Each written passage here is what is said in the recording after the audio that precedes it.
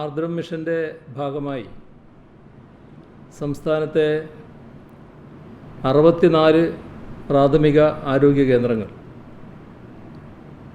കുടുംബാരോഗ്യ കേന്ദ്രങ്ങളായി ഉയർത്തുകയാണ്. നമ്മുടെ നാട്ടുകാർക്ക് വീടിനടുത്ത് തന്നെ രോഗങ്ങളുടെ ചികിത്സയും കോവിഡ് പ്രതിരോധ പ്രവർത്തനങ്ങളും ഉറപ്പുവരുത്താൻ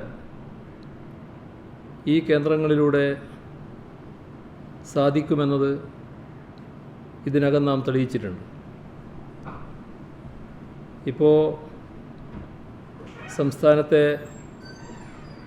ചികിത്സാ സംവിധാനം ശക്തിപ്പെടുത്താനുള്ള സർക്കാരിൻ്റെ ഇച്ഛാശക്തിയുടെ ഭാഗമായി വേണം ഈ പൊതുജനാരോഗ്യ കേന്ദ്രങ്ങളെ കാണുന്നത്. ആരോഗ്യമേഖലയിൽ സമഗ്രമായ മുന്നേറ്റം വിജയകരമായി നടപ്പിലാക്കാൻ കഴിയുന്ന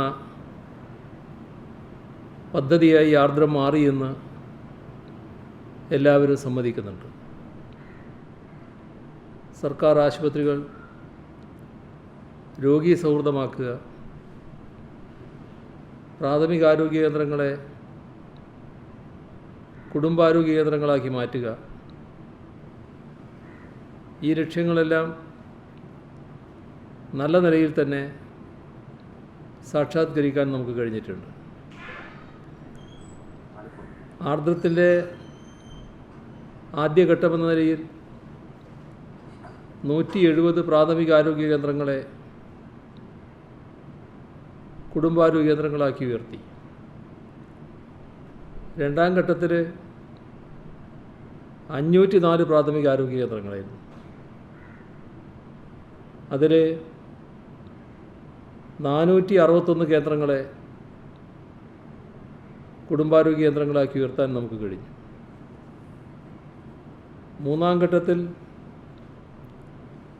212 പ്രാഥമികാരോഗ്യ കേന്ദ്രങ്ങളെ കുടുംബാരോഗ്യ കേന്ദ്രങ്ങളാക്കി ഉയർത്തുന്നതിനുള്ള നടപടികളാണ് പുരോഗമിക്കുന്നത്. വൈകാതെ ഇതെല്ലാം പൂർത്തിയാകും. ഇതോടെ വരുന്നൊരു പ്രത്യേകത, സംസ്ഥാനത്തെ മുഴുവൻ പ്രാഥമികാരോഗ്യ കേന്ദ്രങ്ങളും വിപുലമായ സൗകര്യങ്ങളോടെ കുടുംബാരോഗ്യ കേന്ദ്രങ്ങളായി മാറുന്നു എന്നതാണ്. 1603 സബ് സെൻറ്ററുകളും ഹെൽത്ത് ആൻഡ് വെൽനസ് സെൻ്ററുകളാവുകയാണ് ഇതോടൊപ്പം. അങ്ങനെ ആരോഗ്യരംഗത്ത് വലിയൊരു കുതിച്ചുചാട്ടമാണ് നമുക്ക് നടത്താനായിട്ടുള്ളത്. പ്രാഥമികാരോഗ്യ കേന്ദ്രങ്ങളെ കുടുംബാരോഗ്യ കേന്ദ്രങ്ങളാക്കി മാറ്റുമ്പോൾ പ്രവർത്തന സമയം, സേവന ഘടകങ്ങൾ എല്ലാം വർദ്ധിക്കുകയാണ്. OP സമയം രാവിലെ 9 മുതൽ വൈകുന്നേരം 6 വരെ, ഡോക്ടർമാർ 3, 4 സ്റ്റാഫ് നഴ്സുമാർ, ഇവരുടെയെല്ലാം സേവനം ഇവിടെ ഉറപ്പിക്കാനായിരിക്കുന്നു. എല്ലായിടത്തും ആധുനിക ലാബറട്ടറികളാണ് സ്ഥാപിച്ചിട്ടുള്ളത്. പ്രീ ചെക്ക് കൗൺസിലിംഗ്, NCD ക്ലിനിക്കുകൾ, വെൽനസ് സെൻ്ററുകൾ എന്നിവയും ഏർപ്പെടുത്തിയിട്ടുണ്ട്. ദീർഘകാല ശ്വാസകോശ രോഗങ്ങളുടെ പ്രതിരോധം, നിയന്ത്രണം, പുനരധിവാസം ഇവ ലക്ഷ്യമിട്ട് ശ്വാസ് പദ്ധതി, വിഷാദരോഗ പ്രതിരോധത്തിനും നിയന്ത്രണത്തിനുമുള്ള ആശ്വാസം പദ്ധതി, ഇതെല്ലാം ഈ കേന്ദ്രങ്ങളിലൂടെ നടപ്പിലാവുകയാണ്. സാധാരണക്കാരന് മാനസികവും ശാരീരികവുമായ ആരോഗ്യം ഉറപ്പുവരുത്താൻ ഉള്ള സൗകര്യമാണ് ഉറപ്പാക്കുന്നത്. ആരോഗ്യ കേന്ദ്രങ്ങളിൽ ആവശ്യമായ കെട്ടിടങ്ങൾ നിർമ്മിക്കാനും ആവശ്യമായ തസ്തികകൾ സൃഷ്ടിക്കാനും സർക്കാരിന് സാധിച്ചു. ഇന്ന് ആരോഗ്യരംഗത്ത് ഏറ്റവും കൂടുതൽ തസ്തികകൾ സൃഷ്ടിച്ച ദിവസമാണ്. 2000-ൽ പരം തസ്തികകളാണ് ഇന്ന് തന്നെ സൃഷ്ടിച്ചിട്ടുള്ളത്. നേരത്തെ 1830 തസ്തികകൾ കുടുംബാരോഗ്യ കേന്ദ്രങ്ങൾക്കായി അധികമായി സൃഷ്ടിച്ചു. NHM വഴി 454 പേരെ, പഞ്ചായത്തുകളിലൂടെ 648 പേരെ കുടുംബാരോഗ്യ കേന്ദ്രങ്ങളിൽ നിയമിച്ചു. ഈ രീതിയിൽ ആരോഗ്യരംഗത്ത് നാം നടത്തിവരുന്ന വികസന പദ്ധതികളുടെ അംഗീകാരമെന്ന നിലയിൽ വേണം ദേശീയ ആരോഗ്യ സൂചികയിൽ നമുക്ക് ലഭിക്കുന്ന ആദ്യ സ്ഥാനത്തെ വിലയിരുത്തേണ്ടത്. മറ്റ് സംസ്ഥാനങ്ങളെ ബഹുദൂരം പിന്നിലാക്കിയാണ് കേരളം ഒന്നാമതെത്തിയിരിക്കുന്നത്. രാജ്യത്ത് ഏറ്റവും കുറഞ്ഞ നവജാത ശിശു മരണനിരക്ക്, 5 വയസ്സിൽ താഴെയുള്ള കുട്ടികളുടെ മരണനിരക്ക് ഉള്ള നാടാണ് കേരളം. രോഗപ്രതിരോധ കുത്തിവയ്പ്പ്, ആശുപത്രികളിൽ വെച്ചുള്ള പ്രസവം, ജനനസമയത്തെ സ്ത്രീ പുരുഷ അനുപാതം, ഇവയിലെല്ലാം കേരളം മികച്ച നിലയിലാണ്. നമ്മുടെ ആരോഗ്യ സംവിധാനങ്ങൾക്കും ഇതിനകം നിരവധി ബഹുമതികളാണ് ലഭിച്ചത്.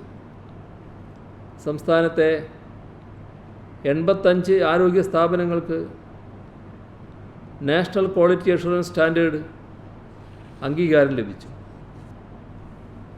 ലോക്ക്ഡൗൺ കാലത്ത് സ്വകാര്യ ആശുപത്രികൾ പ്രവർത്തിക്കാതിരുന്നപ്പോൾ ജനങ്ങൾക്ക് കുടുംബാരോഗ്യ കേന്ദ്രങ്ങളായിരുന്നു മുഖ്യ ആശ്രയം എന്നത് നമുക്കറിയാം. ഈ കുടുംബാരോഗ്യ കേന്ദ്രങ്ങൾ സന്തോഷപൂർവ്വം നാടിന് സമർപ്പിച്ചുകൊണ്ട് മറ്റു കൂടുതൽ കാര്യങ്ങളിലേക്ക് കടക്കാതെ അവസാനിപ്പിക്കുന്നു. നിങ്ങൾക്കെൻ്റെ സ്നേഹാഭിവാദനം. ഇവിടെ ഒരു കാര്യവും കൂടി പറയേണ്ടതായിട്ടുണ്ട്. അത് നമ്മുടെ പ്രളയഘട്ടത്തിൽ തകർന്നുപോയ ഒരു ഹെൽത്ത് സെൻറ്റർ, അതിൻ്റെ പുനർനിർമ്മാണം നമ്മുടെ പ്രസിദ്ധമായ അപ്പോളോ ഗ്രൂപ്പ് ഏറ്റെടുത്തിരുന്നു. അപ്പോളോ ഗ്രൂപ്പിൻ്റെ chairman doctor Pratap C Reddy ഈ ചടങ്ങിൽ പങ്കെടുക്കുന്നുണ്ട്. ആ ഭാഗം അദ്ദേഹത്തിന് മലയാളം അറിയാത്തതുകൊണ്ട് അദ്ദേഹത്തിന് കൂടി മനസ്സിലാകാവുന്ന രീതിയിൽ ഞാൻ പറയുകയാണ്. Though the 63 family health centers are being built using the resources provided by the government of Kerala, Kakkodi Center that belongs to Elattur constituency stands apart as it is built as a result of the magnanimity of Apollo Group. The primary health center of Kakkodi was almost ruined as a result of the devastating flood of 2018. In response to our request, Apollo Group, led by Dr. Pradap C. Reddy, readily agreed to reconstruct it with all the modern medical amenities. He kept his word and rebuilt the hospital in a time-bound manner, spending more than 3,75 lakhs rupees. This humanitarian gesture of Dr. Reddy, who is very much present at Kakkodi now, and the magnanimity of Apollo Group deserve a special mention. I would like to avail this opportunity to express our sincere gratitude to Dr. Reddy and his group. I would also mention that their goodwill gesture is worth emulating.